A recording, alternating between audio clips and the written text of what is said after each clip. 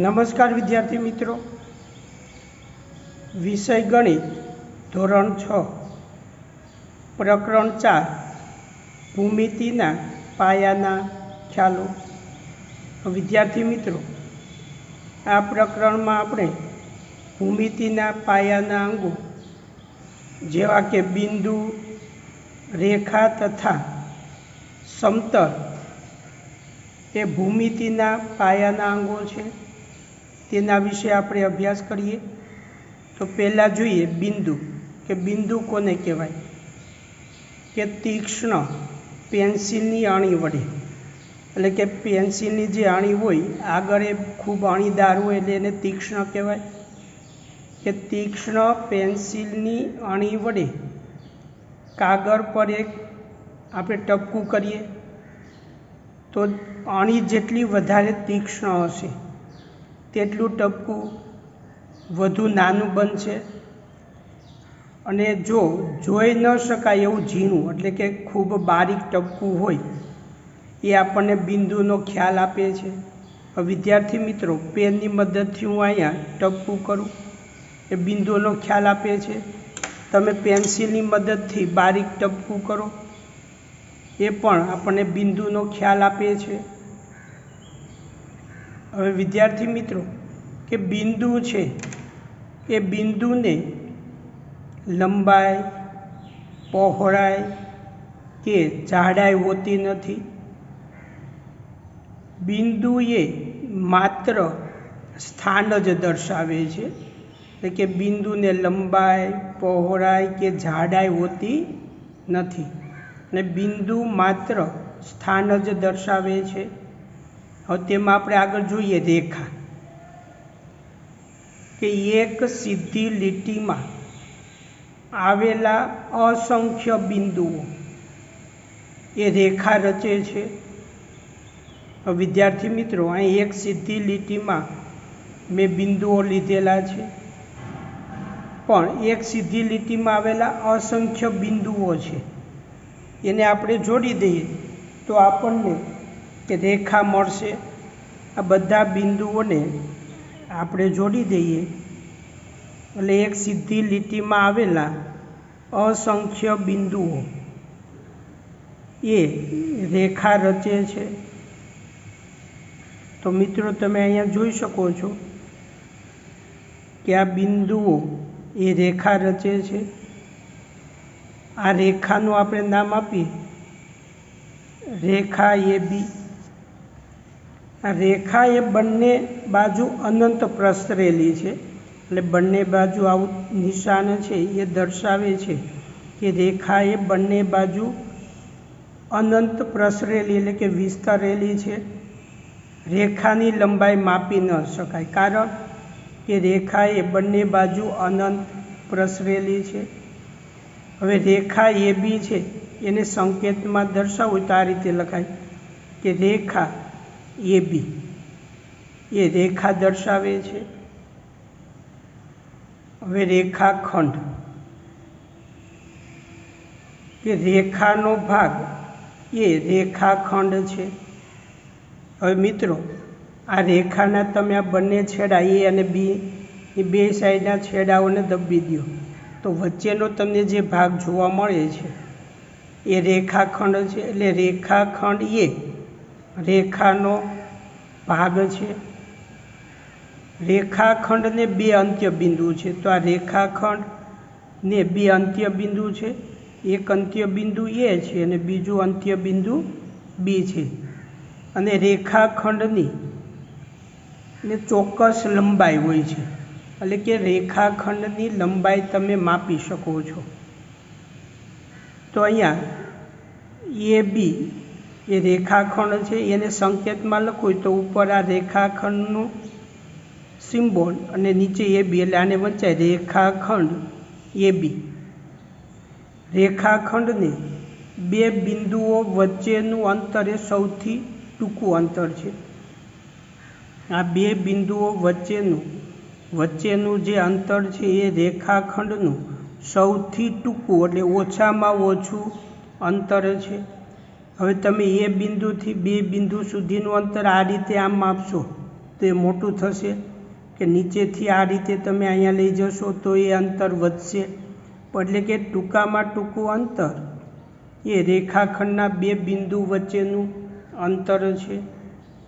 હવે કિરણ જોઈએ, કે કિરણ એ રેખાનો એવો ભાગ છે જેને એક ઉદ્ભવ બિંદુ છે. હવે મિત્રો તમે આ એ બિંદુ છે અને આ ભાગને દબાવી દો તો તમને અહીંયા જે ભાગ દેખાય છે આ એ કિરણ દર્શાવે છે. તો આ કિરણ એ બી છે. એટલે કિરણ એ રેખાનો એવો ભાગ છે કે જેને એક ઉદ્ભવ બિંદુ છે. એટલે કિરણ જે બિંદુએથી ઉદ્ભવે તેને ઉદ્ભવ બિંદુ કહેવાય. તો અહીંયા એ ઉદ્ભવ બિંદુ છે અને બીજી તરફ અનંત સુધી પ્રસરેલ છે. એટલે એ બિંદુમાંથી કિરણ ઉદ્ભવે છે અને બીમાંથી પસાર થઈ અનંત સુધી પ્રસરેલ છે. હવે કિરણ એ બી છે એને સંકેતમાં લખવું હોય તો આપણે આવી રીતે લખી શકીએ, ઉપર કિરણનું સિમ્બોલ અને નીચે એ બી. એટલે આને વંચાય કિરણ એ બી, એ આપણને કિરણ દર્શાવે છે. હવે આપણે જોઈએ છેદતી રેખાઓ, કે બે ભિન્ન રેખાઓ કોઈ એક બિંદુમાં છેદતી હોય તો તે રેખાઓને છેદતી રેખાઓ કહેવાય છે. તો મિત્રો અહીંયા બે રેખાઓ આપી છે, એક રેખા એ બી અને રેખા સીડી. એ બંને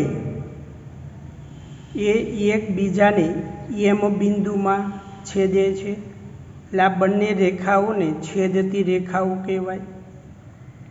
હવે આગળ જોઈએ સમાંતર રેખા, કે એક જ સમતલમાં આવેલી. તો મિત્રો અહીંયા કાગળ એ એક સમતલ છે અને એની ઉપર બે રેખાઓ આવેલી છે. એટલે કે એક જ સમતલમાં આવેલી બે રેખાઓ પરસ્પર ન છેદે તો તે બે રેખાઓ સમાંતર હોય છે. તો મિત્રો અહીંયા બે રેખા આપી છે, એક રેખા એ અને બીજી રેખા એમ છે. આ બંને રેખાઓ એકબીજાને છેદતી નથી. એ બંને અનંત સુધી વિસ્તરે તો પણ એકબીજાને છેદતી નથી. માટે આ બંને રેખાઓને સમાંતર રેખાઓ કહેવાય.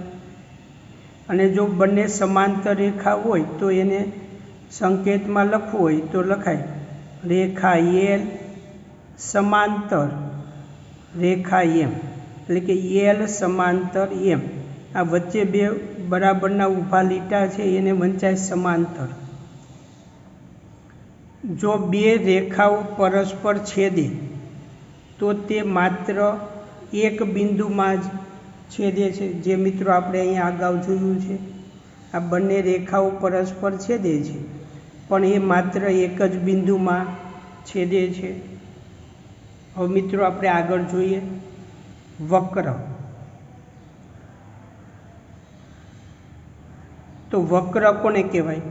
કે પેન્સિલ ઉપાડ્યા સિવાય કોઈ ચિત્ર દોરવામાં આવે તો તેને વક્ર કહેવાય. હવે મિત્રો અહીંયા તમે જો આ ચિત્ર દોરો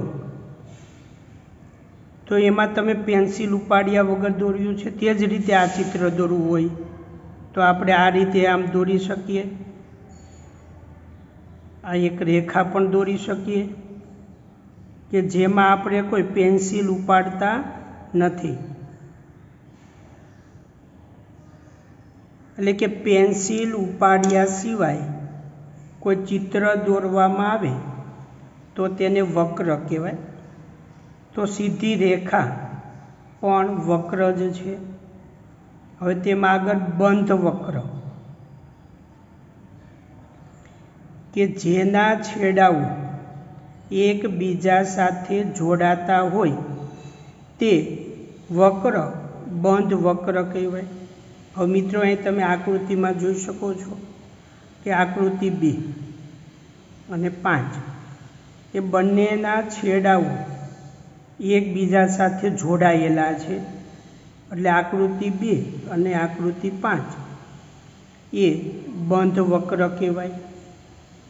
હવે એમાં ખુલ્લો વક્ર કે જેના છેડાઓ એકબીજા સાથે જોડાતા ન હોય તે વક્ર ખુલ્લો વક્ર કહેવાય. મિત્રો અહીંયા તમે આકૃતિમાં જુઓ, પહેલી, ત્રીજી અને ચોથી એ બંને છેડાઓ એકબીજા સાથે જોડાતા નથી, માટે એ ખુલ્લા વક્રો કહેવાય. હવે ત્રીજું કે સાદા વક્રો કે જે વક્રો સ્વયં ક્રોસ થતા ન હોય, એટલે કે પરસ્પર ન છેદે, તો તે સાદા વક્રો કહેવાય. તો મિત્રો અહીંયા આ બધા સાદા વક્રો આપેલા છે કે જે પરસ્પર ક્રોસ થતા નથી. કે મિત્રો અહીંયા આપણને બે વક્રો આપેલા છે, એક ખુલ્લો વક્ર છે અને બીજો બંધ વક્ર છે. તો બંધ વક્રના 3 ભાગ છે. એક તો આ વક્રનો અંદરનો ભાગ, આ વક્રનો અંદરનો ભાગ,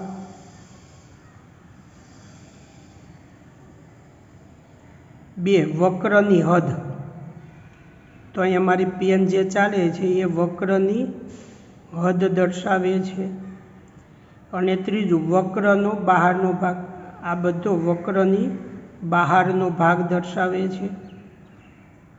હવે તેમાં આગળ વધીએ બહુકોણ. મિત્રો આ જે સાદો વક્ર, બંધ વક્ર એ તમારે ખૂબ જ અગત્યનું છે. 8મા ધોરણની અંદર પ્રકરણ 3ની અંદર તે બધું આવશે અને આ બહુકોણની વ્યાખ્યા પણ આવશે, એટલે અત્યારે તમે આમાં પૂરતું ધ્યાન આપશો. તો બહુકોણ કોને કહેવાય?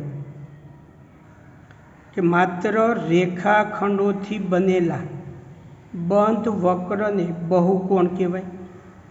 હવે મિત્રો અહીંયા તમે જો માત્ર રેખાખંડોથી બનેલી બંધ આકૃતિ છે, એટલે એને બહુકોણ કહેવાય. બહુકોણ બનાવતા રેખાખંડો એ બહુકોણની બાજુઓ છે. તો મિત્રો અહીંયા તમે જો ત્રિકોણ આપેલો છે, એ 3 રેખાખંડોથી બનેલી બંધ આકૃતિ છે, એટલે કે બંધ વક્ર છે. હવે અહીંયા 4 રેખાખંડો છે, સોરી 5 રેખાખંડો છે. અને અહીંયા આકૃતિમાં તમે જોશો તો 4 રેખાખંડોથી બનેલ બંધ વક્ર છે. તો બધી આકૃતિ એ બહુકોણની છે. ફરીથી આપણે બહુકોણની વ્યાખ્યા જોઈએ કે રેખાખંડોથી બનેલા બંધ વક્રને બહુકોણ કહેવાય છે. તો આ બહુકોણની બાજુઓ છે, આ એક બાજુ, બીજી બાજુ, ત્રીજી બાજુ. હવે મિત્રો 3 બાજુ ધરાવતા બહુકોણને ત્રિકોણ કહેવાય. તો અહીંયા 3 બાજુ છે, માટે આને ત્રિકોણ કહેવાય. હવે અહીંયા 4 બાજુ છે, તો એ બહુકોણને ચતુષ્કોણ કહેવાય. 5 બાજુ હોય તો એ બહુકોણને પંચકોણ કહેવાય. 6 બાજુ હોય તો એને ષટકોણ કહેવાય. કે બાજુઓની જોડ કે જે બિંદુઓમાં મળે છે તેને શિરોબિંદુ કહેવાય. હવે મિત્રો તમે અહીં આકૃતિમાં જુઓ, આ બંને બાજુઓ જે જગ્યાએ મળે છે, જે બિંદુમાં મળે છે તેને શિરોબિંદુ કહેવાય. તો આ એક શિરોબિંદુ એ, આ બે બાજુ એક બિંદુમાં મળે છે, તો આ શિરોબિંદુ બી અને આ શિરોબિંદુ સી. એટલે કે બાજુઓની જોડ જે બિંદુઓમાં મળે તેને શિરોબિંદુ કહેવાય. હવે ત્રિકોણ સિવાયના બહુકોણમાં સામસામેના શિરોબિંદુઓને જોડતો રેખાખંડ એ બહુકોણનો વિકર્ણ કહેવાય. હવે મિત્રો ત્રિકોણ સિવાયનું તમારે લેવાનું છે. એટલે એમાં ત્રિકોણમાં સામસામેના શિરોબિંદુ ન મળે। હવે આપણે અહીંયા આકૃતિ લીધી છે ચતુષ્કોણ, તો એનું આપણે નામ આપી દઈએ ચતુષ્કોણ ABCD। તો એમાં સામસામેના શિરોબિંદુ એટલે એ છે એની પાસેનું શિરોબિંદુ ડી અને બી કહેવાય, પણ પાસેનું ન હોય એવું શિરોબિંદુ એટલે સી। એટલે કે સામસામેના શિરોબિંદુને આપણે જોડી દઈએ, તો આ એ અને સીને જોડી દઈએ તો આપણને રેખાખંડ એસી મળશે, કે જેને વિકર્ણ કહેવાય। તે રીતે આપણે અહીંયા બી અને ડીને જોડી દઈએ તો આપણને અહીંયા બીજો વિકર્ણ મળશે રેખાખંડ બીડી। તે રીતે પંચકોણના આપણે વિકર્ણો શોધવા હોય તો આપણે શોધીએ, તો એ બી સી ડી અને ઈ। તો એની પાસેના શિરોબિંદુ બી અને ઈ કહેવાય, એ નહીં લેવાના। તો એની સામેના શિરોબિંદુ, એની સામેનો શિરોબિંદુ ડી છે, એની સાથે આપણે એને જોડી દઈએ। તે રીતે એને આપણે સી સાથે જોડીએ। હવે ઈ શિરોબિંદુનું પાસેનું શિરોબિંદુ એ અને ડી કહેવાય, એટલે એ અને ડી તમારે નથી લેવાના। તો ઈની સામેનું શિરોબિંદુ આપણને સી મળશે અને બી મળશે, એ બંનેને જોડી દઈએ। હવે તે જ રીતે ડી, તો ડીની પાસેનું શિરોબિંદુ ઈ અને સી એ નથી લેવાના। તો ડીની સામેનું શિરોબિંદુ એ તો જોડાયેલું છે, તો બીજો શિરોબિંદુ આવે છે બી, એટલે એને બીની સાથે જોડવાના છે।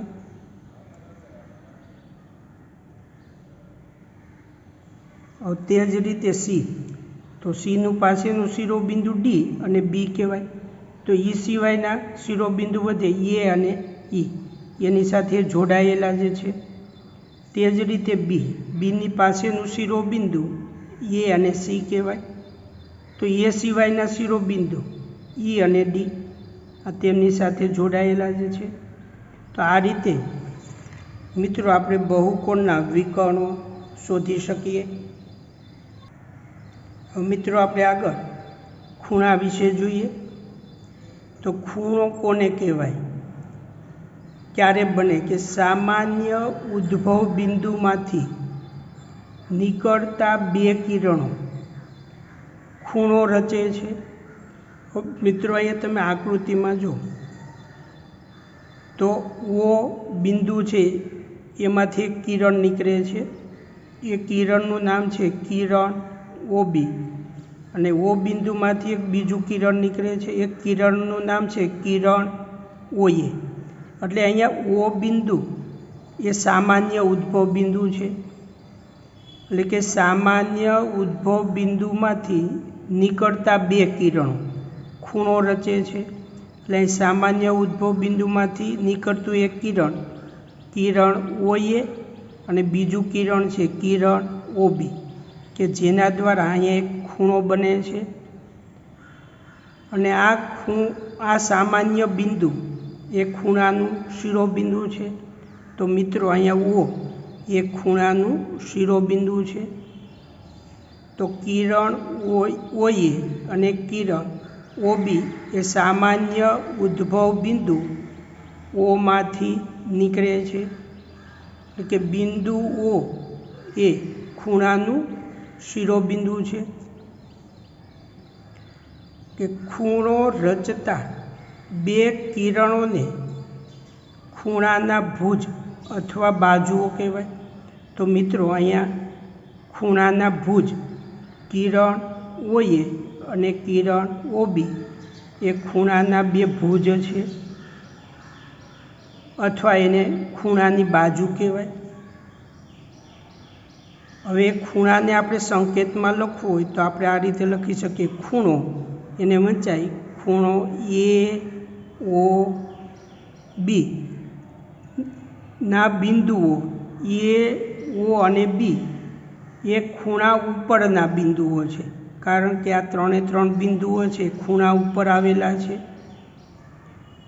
હવે મિત્રો, ખૂણો AOB ને આપણે ટૂંકમાં લખવું હોય તો એને ખૂણો O પણ કહી શકીએ, અથવા એને આપણે ખૂણો BOA પણ કહેવાય. કે એક જ ખૂણાને આપણે 3 રીતે દર્શાવી શકીએ. પહેલી રીત કે ખૂણો AOB, બીજી રીત કે ખૂણો BOA, અને ત્રીજી રીત ટૂંકમાં ખૂણો O. આ રીતે આપણે ખૂણાને દર્શાવી શકીએ. હવે તેમાં આગળ જોઈએ ત્રિકોણ. તો ત્રિકોણ એ 3 બાજુઓવાળો બહુકોણ છે. ત્રિકોણને 3 શિરોબિંદુઓ છે. ત્રિકોણને 3 બાજુ છે, પહેલી બાજુ, બીજી અને ત્રીજી બાજુ. ત્રિકોણને 3 શિરોબિંદુ છે. એક શિરોબિંદુ બિંદુ A, બિંદુ B અને બિંદુ C, અને એને 3 બાજુઓ અને 3 ખૂણા છે. એને આ 3 બાજુ છે અને આ 3 ખૂણા છે. આ ખૂણો, આ બીજો ખૂણો અને આ ત્રીજો ખૂણો. એમ ત્રિકોણને કુલ 6 અંગો છે, 3 બાજુ અને 3 ખૂણા. કે બિંદુઓ A, B, C એ ત્રિકોણ ABCની ઉપર આવેલા બિંદુઓ છે.